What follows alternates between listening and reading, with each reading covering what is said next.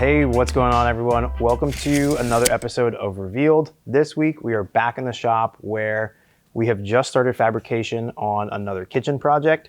So I'll walk you through that. It has a lot of veneering. So I want to give you a quick tip on veneering right off the bat. So this project we have all rift white oak, lower cabinetry, as well as some appliance towers. And we're hand stitching all of these veneers. That means each individual flitch is cut to size and stitched together by us right here in our shop. Now, this is rift white oak, and one of the issues that you can easily run into when veneering with this particular wood is what's called the barber pole effect. Now, if we were to take all of these pieces and book match them, basically flip over every other sheet so that it does give us some nice graining patterns and really creates, some points. This is especially noticeable in flat sawn woods, but here with the rift, it's not as noticeable. And what we want to do with the rift white oak is actually what's called a slip match, where each piece is going the same exact way. Now, the reason for this is when we're flipping these veneers, we're actually alternating the loose grain and the tight grain side of each sheet. Yes, they are super thin. There is a loose side and a tight side. And what this is going to do, it changes the way the light hits these cells so they appear different colors. And if we were to stain these, we get what's called the barber pole effect, where every other flitch looks like it's a totally different color. So we want to avoid that. So when we're using a rift white oak and we're hand stitching it, we're always going to go with a slip match. When it comes to actually cutting and processing these veneers, we want to make sure that each side of the flitch is perfectly straight, and when we do stitch them together, that seam is nice and tight. There's a few different ways to do this. My preferred method is to actually use a straight edge, basically just a straight board or piece of MDF or plywood, something along those lines that is perfectly straight. And I like to use a router and this bit here. So this is just a very short top bearing flush trim bit, and this is my go-to for processing these veneers, making sure they're nice and square. When I do this, I always have a sacrificial piece below, and with the short cutters on this bit, I'm not cutting 1 inch plus into the sacrificial piece, putting a lot more strain on the tool and just taking up more time. So I prefer these short little top bearing flush trim router bits. So here we have the drawings for this kitchen that we just started. This is going into the Back Bay neighborhood of Boston. This is a very small space. The kitchen's going to be U-shaped, and we really needed to pack in a lot of features into a very small space. So the clients had a pretty good understanding of how they wanted the space to function, and they actually had a lot of requirements, which took a little bit of back and forth to really nail down and make sure that we were hitting the mark for them while packing this kitchen full of useful hardware. So here, the lower cabinets are going to be a micro shaker, rift sawn white oak with just a clear finish. On either side of the kitchen, we also have these appliance towers that are also going to be completely white oak with that micro shaker. Now, the upper cabinets along the back wall, and they do return on the sides, are going to be a flat panel in a Chantilly lace finish, so a nice white color, giving us a nice contrasting two-tone kitchen. The flat panel upper cabinets are going to have an integrated pull. We're going to put this right into the actual under cabinet skin and not into the back of the door itself. This is something that we've done several times in the past.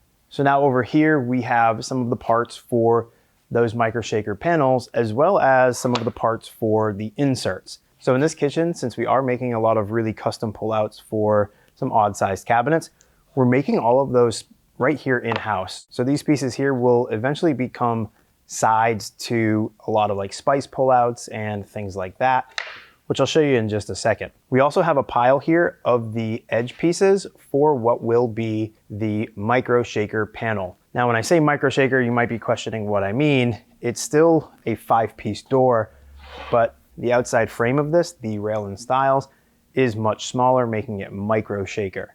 So a little bit different fabrication process. Here we're just using a flat panel and trimming it out with some solid wood edging, mitering the corners, and that is what these pieces here are. So this is the door that is the example of what we're going after here. This particular one has a rift cut center panel with flat sawn edges.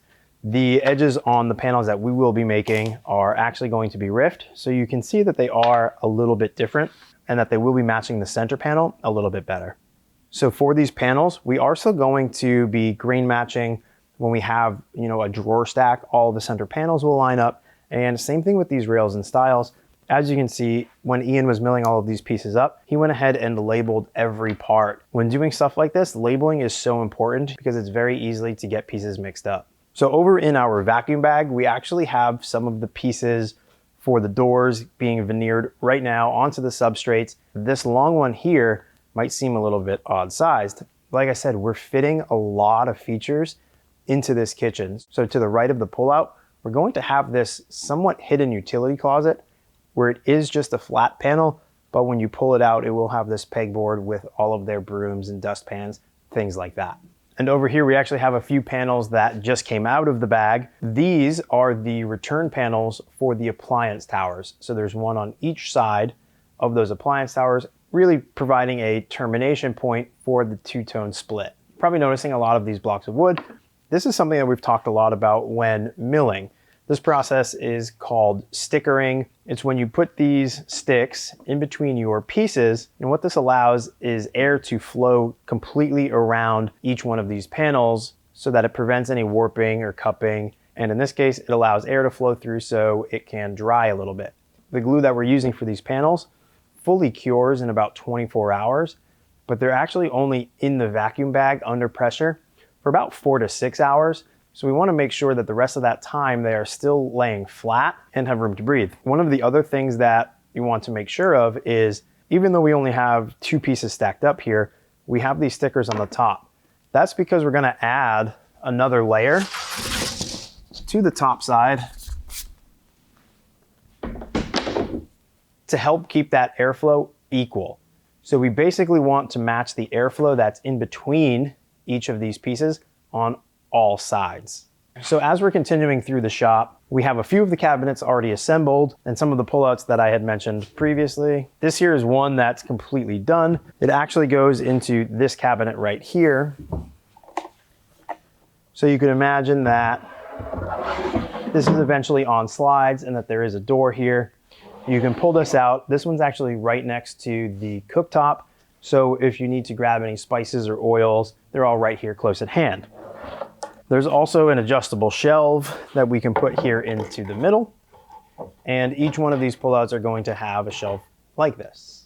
You can see we still have a few of the other pieces being glued up and clamped, as well as our panels that we veneered here in-house for each level of these pullouts. Lastly, coming down to our bench, we had just finished gluing up what will become the crown pieces on the painted cabinets. So a lot of the times we like to make our crown pieces in these L's. This allows us to slide these pieces right on top of the cabinetry, set our distance from the edge of the cabinet, and screw up from the bottom to hold our crown pieces into place. These 4 pieces here are all straight runs right now. They will be getting cut and mitered into an L shape. We like to do this in steps. First step is to glue them up as is in the first L shape. And then second step is to then miter these, fold them together, and that gives us our second L shape, which you can see over here in the oak ones that are already done. So once these are complete, they will look like this. So we added this additional block in here, glued and nailed to each side of this miter to really help make sure that that miter stays tight over the years. So over here we have a bunch of fillers, some lower fillers, and additional panels that will become doors, an additional crown piece, and a lot of other case pieces that are ready to be assembled. So I know we ran through that pretty quick, but there's a lot going on in here. If you guys have any questions, please drop them in the comments below, and thanks for watching.